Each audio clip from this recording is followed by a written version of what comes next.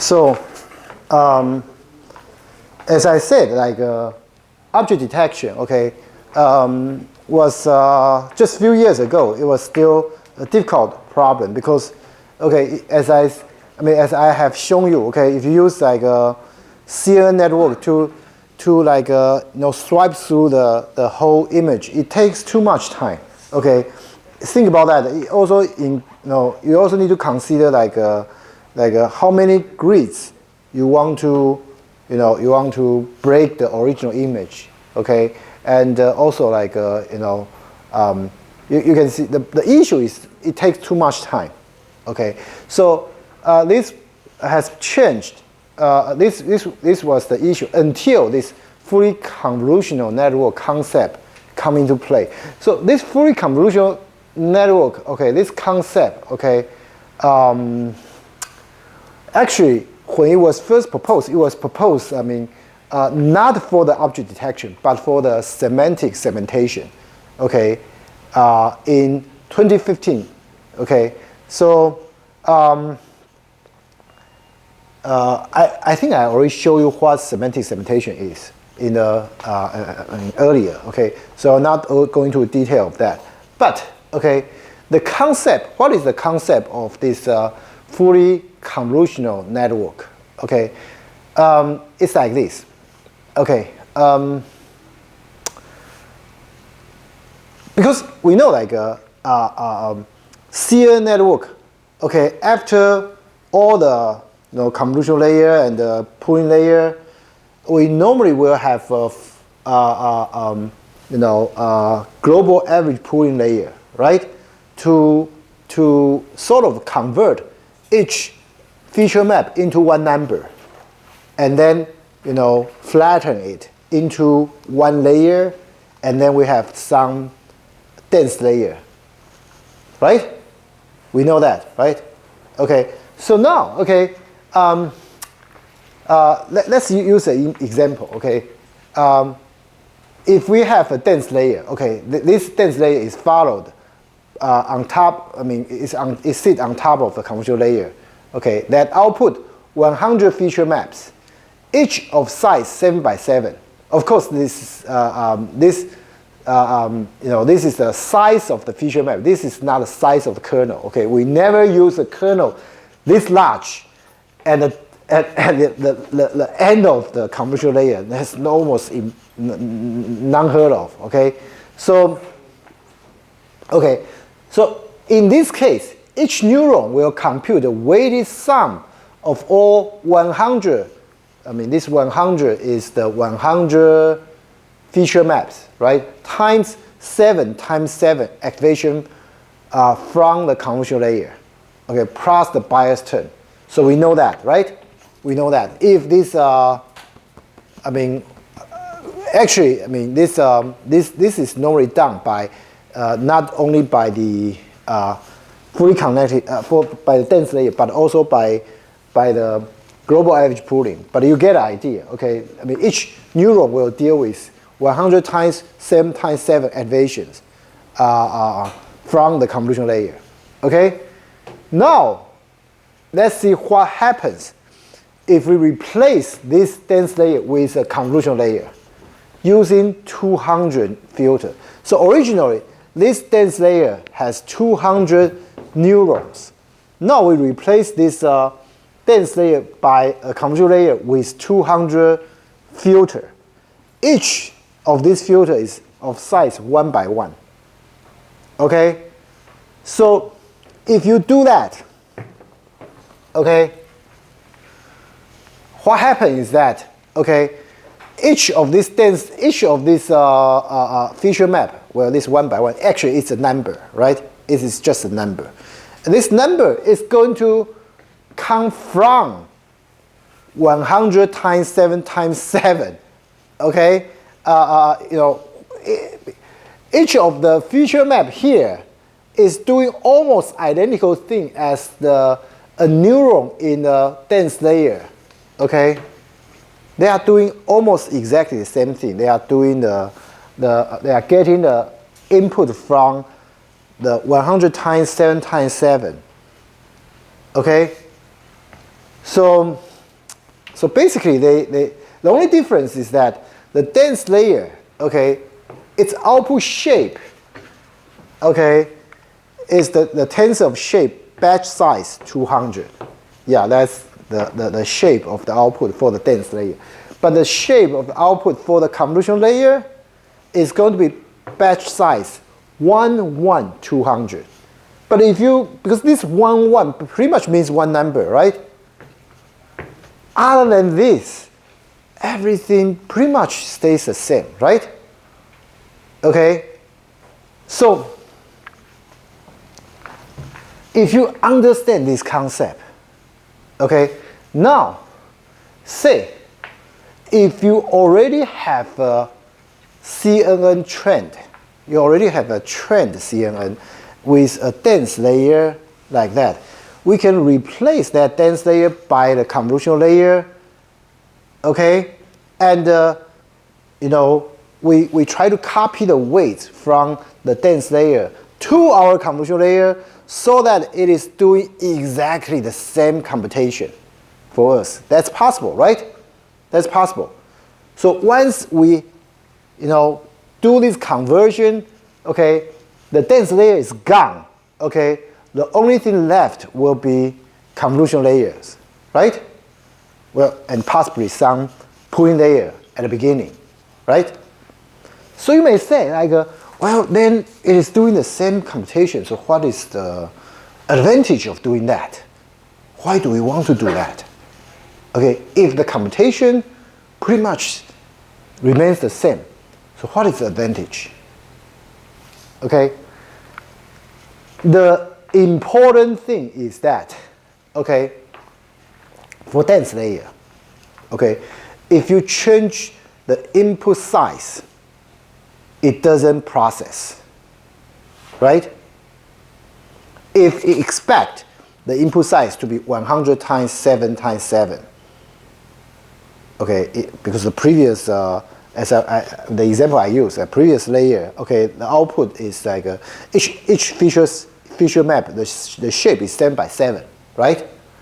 So if the shape size is no longer 7 by 7, the dense layer, because the dense layer, I mean, the connection is pretty much hardwired, right? So if the output size is not 7 by 7, well, it doesn't take it. Okay, but if you replace the dense layer by the convolutional layer, it's no longer the situation. Think about that. Because what does convolution do? I mean, by now, you should have pretty good understanding of convolutional layer. Convolutional layer is, there's a kernel, right? The kernel will, you know, sort of like a swipe through the whole image to get the input, to get the output, right? So if the input size is this, is the same as the kernel size, then, well, you just get a number. But if the size is bigger, then, well, you just get one number, another number, another number, another number, and they come back. Okay, or let me put it this way, okay? Suppose we already trained CNN for flower classification and localization. It was trained on 224 by 224 image, okay? And they output 10 numbers, as I said. You know why is 10 number, right? 5 for 5 classes, 4 for the coordinate of the bounding box, and 1 for objectness, right? So 10, right? So, okay. So here, okay. So we have like we can now convert its dense layer to convolutional layer. In fact, we don't even need to retrain it. We just copy the weights from dense layer to the convolutional layers to make sure they are doing the same thing. So then, what happens? It's like this. Originally, assume this is 224 by 224 image. Okay, after you go through this, assume you have a 7 by 7 feature. And okay, if you already convert the dense layer into a convolutional layer, what happens is that this one will generate this 1 by 1 feature maps like this, right? Right? So if you sort of like put it like in a horizontal manner, it's going to be exactly the same as the dense layer, right? As I already said, right? But now, okay, if you enlarge this input size, what's going to happen? Think about this, okay? Because it's all these are convolutional layer or point layer, whatever, okay? So after all this, you can imagine, to here, the feature map will become 14 by 14, right? It'll be twice as large, right? It'll be twice as large, right? And then, okay, because it's a 7 by 7, okay, kernel, okay, so it's going to swipe this 7 by 7 kernel through all these feature maps to get the output. So this is 14 by 14.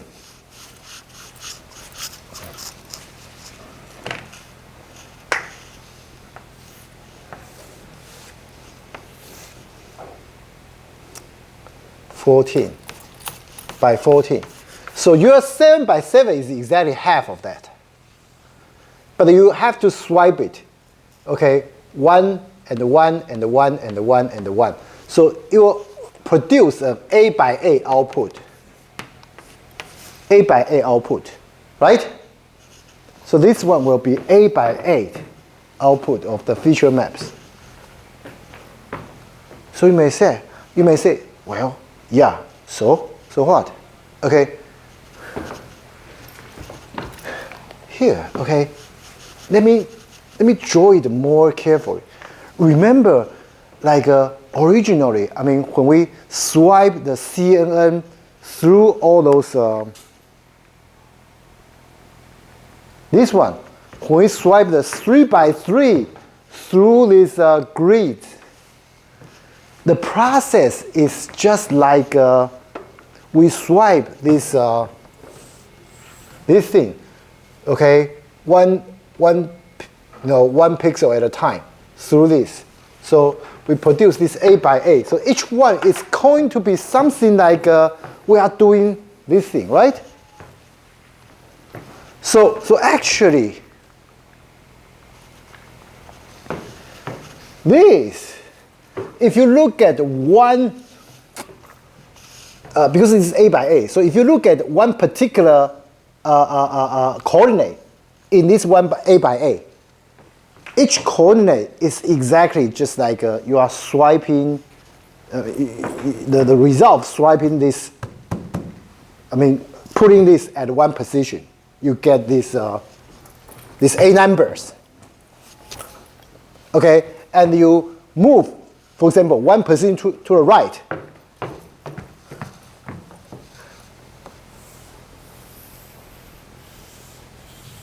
Okay, this result will appear here. I mean, all these numbers on different feature maps, all these numbers, okay, represent you are swiping this to here, doing the CNN inference. Okay? So it means like with one single inference, you actually swipe through this through the whole region already. Okay, so this is the power of fully convolutional layer. Okay, fully convolutional network. I'm sorry, fully convolutional network. Okay, so pretty much you only get the image into this model one time, for one time, and you don't need to, have the have this input like to go through this multiple times, like we did here. Okay, so we need to look at this image many times, but now we just look at this image once, and we are able to identify all objects in this image. Okay, so this is the idea. Okay, this is the idea. if you have the chance to study object detection, previously, you must have heard a model that is very famous called YOLO.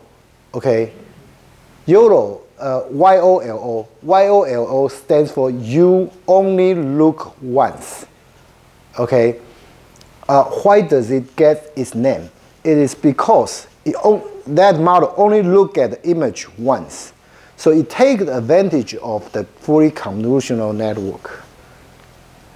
And it is able to do the object detection in real time. Okay? So it is this is a very powerful technique. Okay? So YOLO is an extreme fast and accurate object detection architecture proposed by Joseph Redman et al. So in 2015 paper. So as I said, in 2015, this fully convolutional network was proposed, but at that time, they used it for semantic segmentation. They didn't consider this on object detection. But this guy is actually this Joseph Redman is a guy at University of Washington, Seattle. Okay, so he identified, this can be used for object detection, and then quickly he published a paper in 2015. Okay, that's the YOLO version 1, and then subsequent improved in 2016 YOLO version 2, and the 2018 YOLO v3 came out. Okay, so it's so fast that it can run in real time on video. Okay, so let me show you the.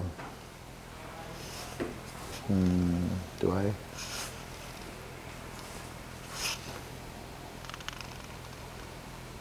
Not sure if I.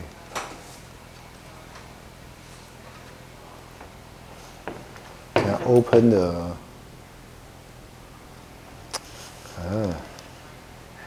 How do I? Here, 超连接。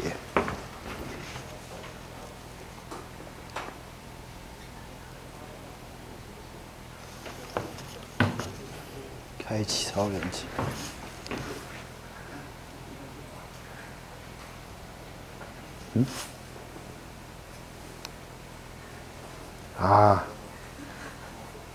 As for like a connection.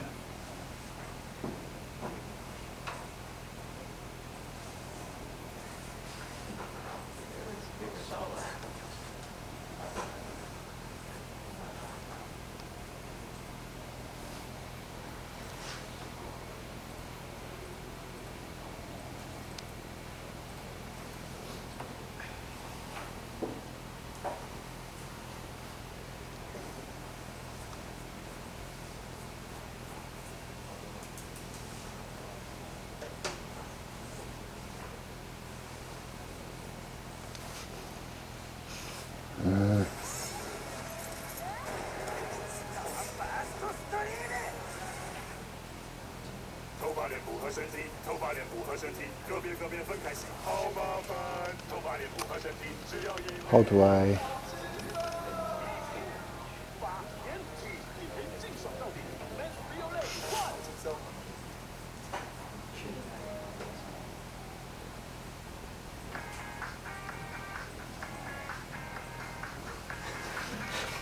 This one.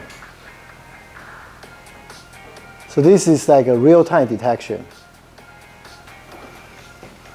Dog. Okay, dog. So it can detect many objects in one image in real time. Okay. So you can see from this demo video, okay, how powerful the YOLO is. Okay. Of course, it also show you how much he loves the dog. Okay.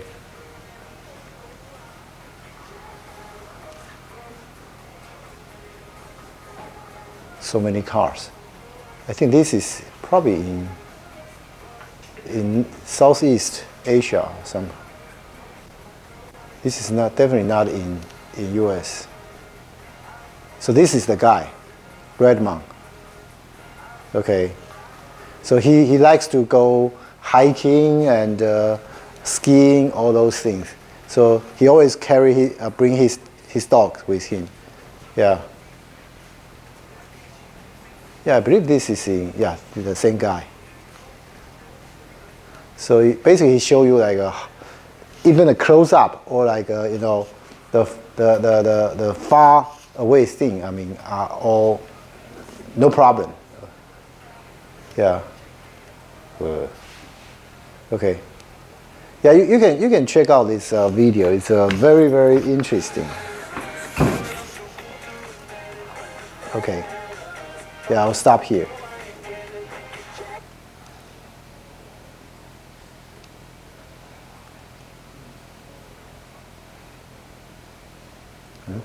Sorry.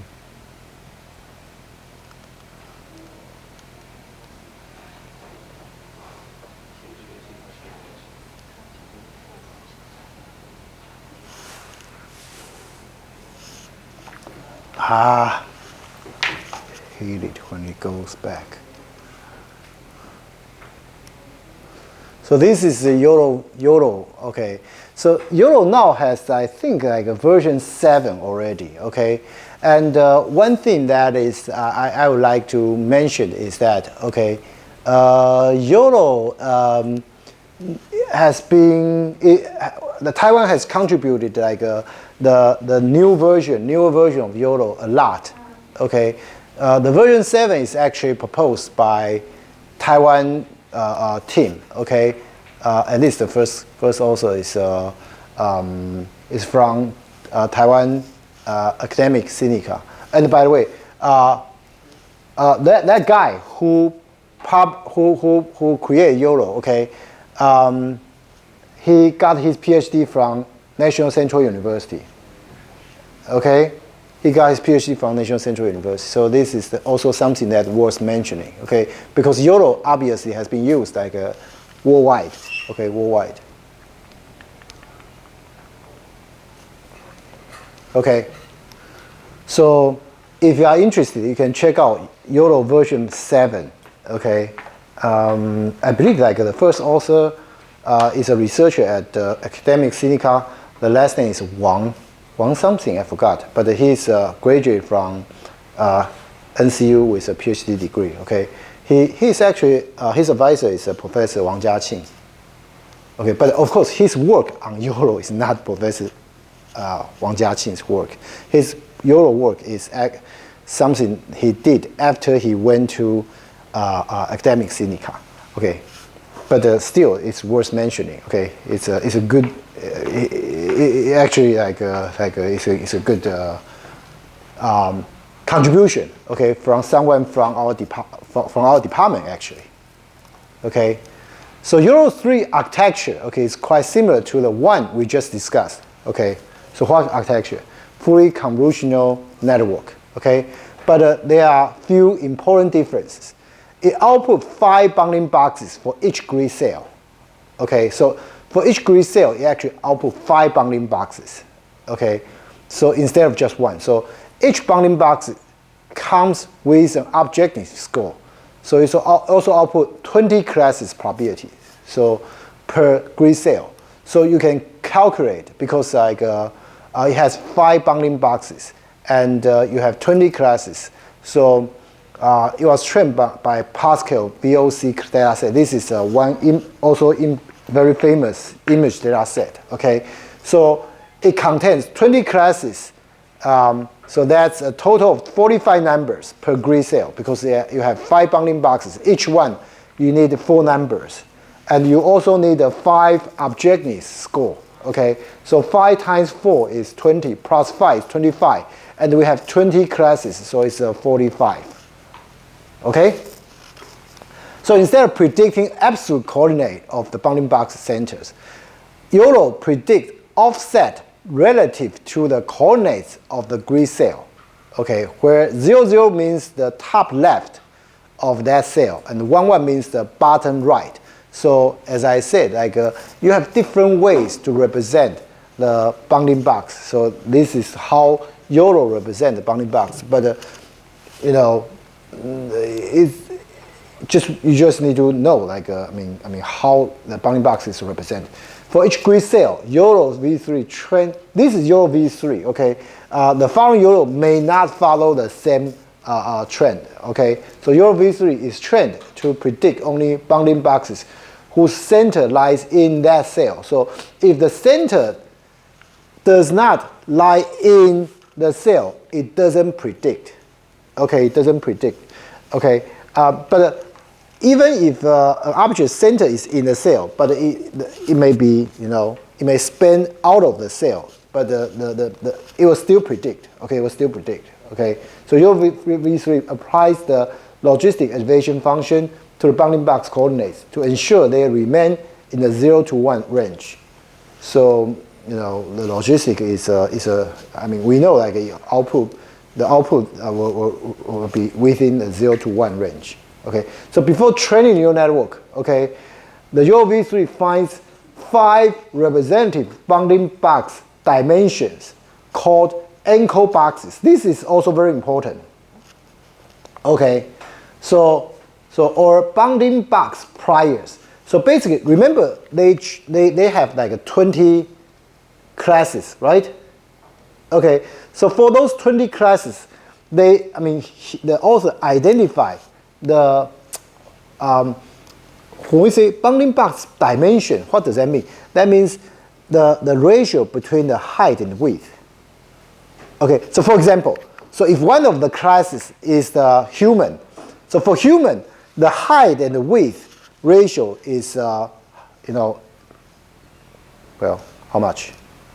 Suppose it's like maybe 1 to 7, 1 to 6. I'm not sure. Okay, but you get idea. So basically, you know, based on those 20 classes, okay, the YOLO is able to identify, okay, certain ratio of the bounding box is more likely to appear. So it does it by a k-means algorithm. So basically, like so it try to identify, okay, that particular shape of the bounding box. Okay, so if the training image contains many pedestrians, okay, people, okay, then one of the anchor boxes will likely have the dimension of typical pedestrian, okay, typical person. Okay, so then when the neural network predicts 5 bounding boxes per grid cell, it actually predicts how much to rescale each of the anchor boxes. Okay, suppose one anchor box is 100 pixel tall and 50 pixel wide. Okay, then the network predicts, say, vertical rescaling factor of 1.5 and horizontal rescaling of 0.9. Okay, because maybe one of the bounding box, I mean for human, well, I'm not sure. I mean, if this box represent the human, okay, 1.5 means like original is probably 70%. Well, 1.5, well, and maybe height is 70 pixel, and horizontal is original is like 45, something like that. Well, 55 maybe. Okay, so it will give you the rescaling factor. Okay, so this will result in a predicted bounding box of size 150 times 45 pixels. So this is like this way. Okay, by doing this, the prediction is more accurate and it's faster. Okay, so having these priors make the network more likely to predict bounding boxes of the appropriate dimensions. So it doesn't predict some bounding box that has strange shapes. Okay, so it also speed up the training because it will more quickly learn what reasonable bounding boxes look like. So this is like also one trick that is used. Actually, they also use like data augmentation, but yeah, this is something like that. Okay, network is trained using image of different scales. Okay, every few batches during training, the network randomly chooses a new image dimension. Okay, from 330 by 330 to 608 by 608. So this allows network to learn to detect objects at different scales. Okay, so it makes it possible to use YOLO v3 at different scales. So the smaller scale will be less accurate, obviously, because it's the object is much smaller. Okay, but faster than the larger scale, obviously, because the small object. Okay, well, in the CNN it takes small amount of time to process anyway. So you can choose the right trade-off. For your use case, but. YOLO v3, okay, after YOLO v3, okay, you are already able to process the image. I believe it's like a 30 image every second. So it's good enough for real-time video detection. And the YOLO v7, if I remember correctly, they are able to do like close to 70 frames per second. So even with like a high-speed camera, I think like they can do, well, it depends on what high-speed camera you are talking about, because the real high-speed camera is actually 120 frames per second. So if you are talking about like a high-speed camera at 120 frames per second, yeah, YOLO v7 may not be fast enough. But other than that, okay, if you are talking about like a regular high-speed camera, okay, such as 60 frames per second, YOLO v7 is already good enough. Okay, you can check it out. And there are also some few more innovations you might be interested in, such as the use of skip connections to recover some special resolutions. Okay, and in the 2016 paper, they also introduced the YOLO 9000 model. Okay, which use hierarchical classification. What is hierarchical classification? It's something like this. The model predicts a probability for each node in the visual hierarchy called word tree. Okay, so this makes it possible for the network to predict with high confidence. Okay, the image represents, okay, for example, a dog. Okay, even though it is unsure what specific breed that dog belongs to. Okay, but at least he said, oh, it's a dog.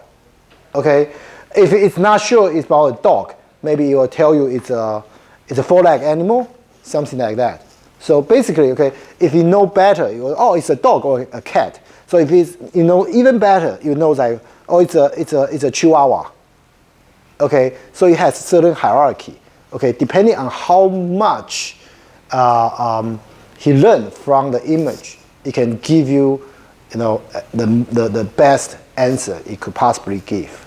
Okay, so this is like called YOLO 9000, but actually like this YOLO model has been obsolete. Okay, has been obsolete because this area is moving very, very fast. It's moving very, very fast. Okay, so there are several YOLO implementations. Okay, that's built using TensorFlow. Okay, so this Zhang Zhihao TensorFlow 2 implementation is one recommended by the textbook author, but you can check out other implementation on the internet. Okay, in GitHub. Okay, there are so many different YOLO implementations out there anyway. Okay, and you don't need to use like a TensorFlow v3 anymore. Okay, you can use a much newer TensorFlow version anyway. So other object detection models are available in TensorFlow models project. Okay, many with pre-trained weights, and some have even better has been ported to TF Hub. Okay, such as SSD and the faster RCNN. Okay, so which are both quite popular. SSD is also a single-shot detection, so it is also using a fully convolutional network. Okay, just like YOLO. Okay, faster RCNN. What is faster RCNN? It is a two-stage model. Okay, it first goes through a CNN. Okay, then output is passed to a region proposal network to find the bounding box. So it has two stages. The first stage identifies the object. The second stage identifies where the object is located. So this two-stage detection, normally okay, because they've put emphasis on the type of object. That's why it is processed in the first stage. So normally it has a better accuracy, okay, than the YOLO. Okay, YOLO is probably around 90% accurate, and the RCN family normally has higher than 90 accuracy. However, even faster, there's a RCN, faster RCN, there's even a fastest RCN, but even the fastest RCN can only handle image like less than 10 frames per second, if I remember correctly. So if you are talking about real world application, obviously, most of the time, you do need real time detection capability, which RCN family does not have, unfortunately. Okay, so, but anyway, so there are so many object detection models out there. Okay, so which one to choose? Okay, depends on many factors such as speed, accuracy, available pre-trained model, and so on. Okay, training time, complexity. So so let me show you a picture. Okay, you can see RCN was proposed in 2013.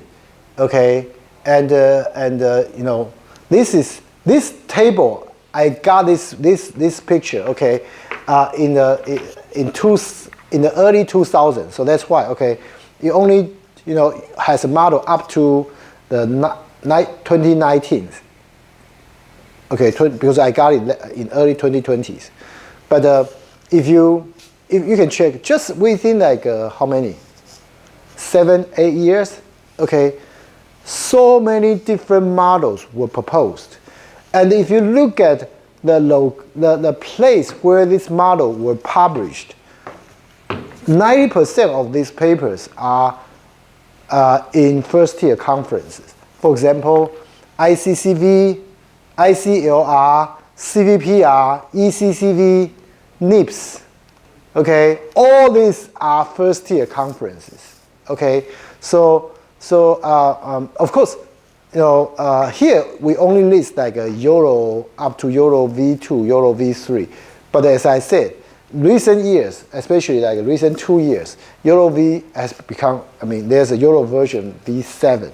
So you can check it out. Okay, this field is progressing so fast that, I just cannot put everything here. Okay, but there are so many important real-world application. For example, this object detection obviously has a big application in, one of the area that I was working on, like autonomous driving. Because when you drive, when the autonomous vehicle is driving, it has to identify like a pedestrian, right? And to be able to avoid hitting those pedestrians, right? So those can be done, can make possible by these object detection models. Okay. And then I have to spend some time to talk about the different what should I say, like evaluation metrics. Okay, for these models. Okay, precision recall.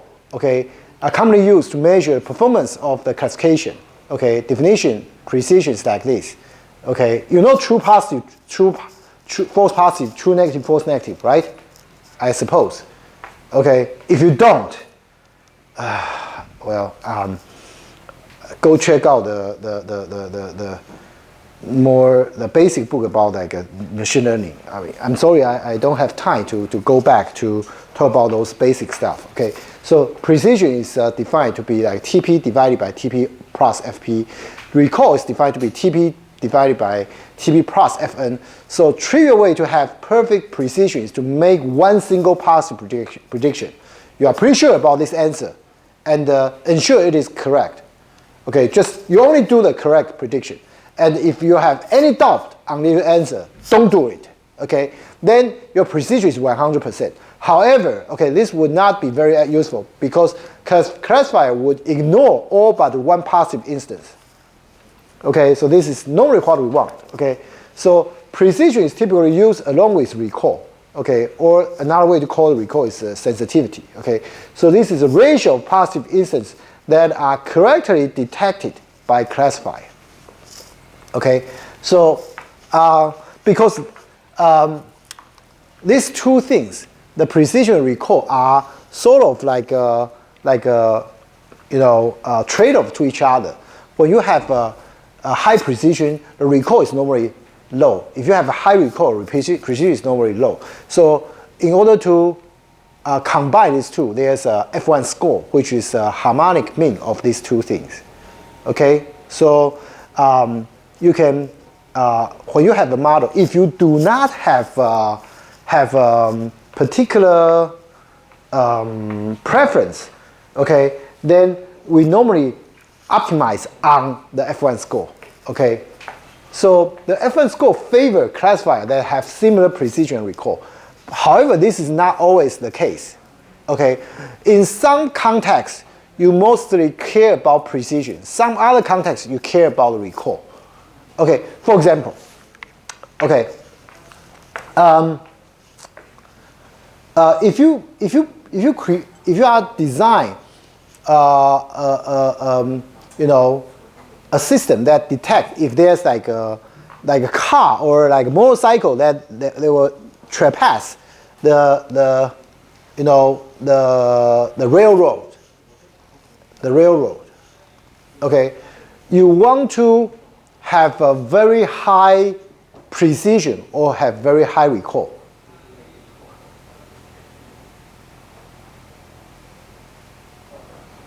Think about this. Or let me put it this way, okay, the easy way, okay. If somebody, trespass the red light, but you don't want you want the alarm to be more, what should I say, like sensitive, so that if there's somebody who look like it's going to trespass the red light, you'll warn the train driver, right? Because he may need to stop the train, right? Okay, so something like this. Okay, so the false which one is more important, false positive or false negative? Okay, sometimes the false positive is more important than false negative, and you want to minimize some minimize false positive. Sometimes you want to minimize false negative, depending on your application. So this is, in the case of that, the F1 score may not be the best answer for you. You want to check out like which one is the better way. Okay, depending on your application. Okay, so unfortunately you can have it both ways. Increasing precision reduce the recall. So vice versa. This is called the precision recall trade-off. Okay, so yeah, I think like so this is one way to visualize precision recall. Okay, if you have high precision, normally recall will be low, and if you increase the recall, okay, the precision will be low. So 100% precision, you means almost zero recall. 100% recall means almost zero precision. So this is the plot we normally use to show the precision recall trade-off. Okay. So I think we're running out of time. So let's stop here. Next time we'll talk about the ROC curve. Okay, and we'll be able to finish this chapter because how many slides do we still have?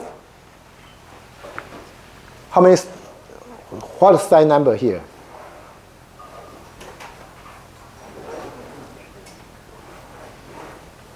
100 something? 124. So we have about 10 slides left. So hopefully next time we finish this chapter.